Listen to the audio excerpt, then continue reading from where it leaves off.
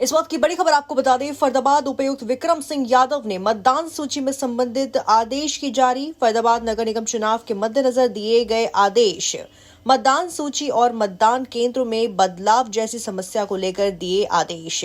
फरीदाबाद वासी 17 से 23 तारीख के बीच में अपनी आपत्ति कर सकते हैं दर्ज।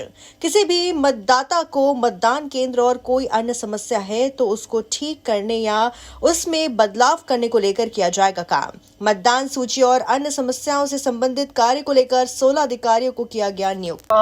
जो है वो पत्र जारी किया गया है जिसमें चुनाव को लेकर सूची जारी करने की बात हुई है और भी कई बदलाव करने की बात की जा रही है जिसको संबंधित समस्या हो उसको लेकर क्या कुछ।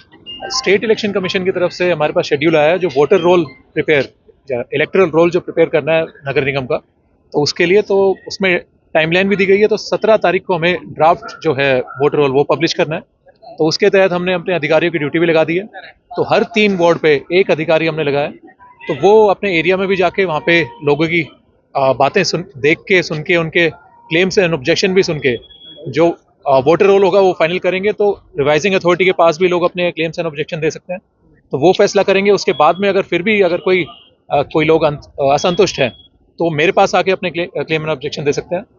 तो आखिरी जो डेट है 6 तारीख है जो फाइनल पब्लिकेशन की है, जो इलेक्टोरल रोल पूरी एमसीएफ का जो वोटर रोल बनेगा। इस तरीके की तैयारियां ईवीएम को निगम अधिकारियों को सौंपने के भी आदेश दिए गए हैं। कितनी ईवीएम की जरूरत पड़ेगी फरीदाबाद में? ईवीएम एक्चुअली अब हर एक जिले में अलग अलग ईवीएम है। जो एमसीएफ के या फिर पंचायत के अगर हम इलेक्शन कहें, जो स्टेट इलेक्शन कमिश्नर साहब जो करवाते हैं इलेक्शन, तो वो उसके लिए अलग से ईवीएम चाहिए होती हैं। वो अलग अलग जगह से आती हैं, तो reallocate SEC state election commission ने वो कर दी हैं। तो फरीदाबाद में भी आई है, तो वो आज या कल में ही हम सारी ईवीएम अपनी ले भी लेंगे। उसके बाद में उसकी एफएलसी होती है और अगर चुनावी प्रक्रिया जैसी ही आती है तो उसमें चुनाव भी होंगे। वार्डबंदी में भी कोई बदलाव की बात नहीं आ रही? वार्डबंदी वैसी की वैसी है। अभी हम इलेक्टोरल रोल प्रिपेयर कर रहे हैं जो वार्डबंदी पहले बन चुकी है उसके अकॉर्डिंग। कितने अधिकारी नियुक्त किए गए हैं? और दूसरा सवाल ये है कि अगर किसी को आपत्ति होती है कि भाई उसको दूसरे उसमें जो होता है वोट डालने वाला जो बूथ होता है उससे दूसरे में करना, तो उसको क्या कर सकते हैं? तो हमारे 16 अधिकारी हमने नियुक्त करे हैं। तो मैक्सिमम 3 वार्ड एक अधिकारी को दिए हैं, तो 46 हमारे वार्ड पड़ते हैं, तो 16 अधिकारी हमने नियुक्त करे हैं। तो इसके साथ ही जैसा मैंने कहा कि 16 तारीख हमारी आखिरी डेट है। 17 को हम ड्राफ्ट वोटर लिस्ट की पब्लिकेशन करेंगे। उसके बाद में लोग अपने ऑब्जेक्शन दे सकते हैं रिवाइजिंग अथॉरिटी के पास में, जो 16 अधिकारी मैंने बताया वो उनके ऑब्जेक्शन सुन के उस पर निर्णय लेंगे। तो अगर उस निर्णय से वो लोग संतुष्ट नहीं रहते तो वो मेरे पास उसकी अपील कर सकते हैं।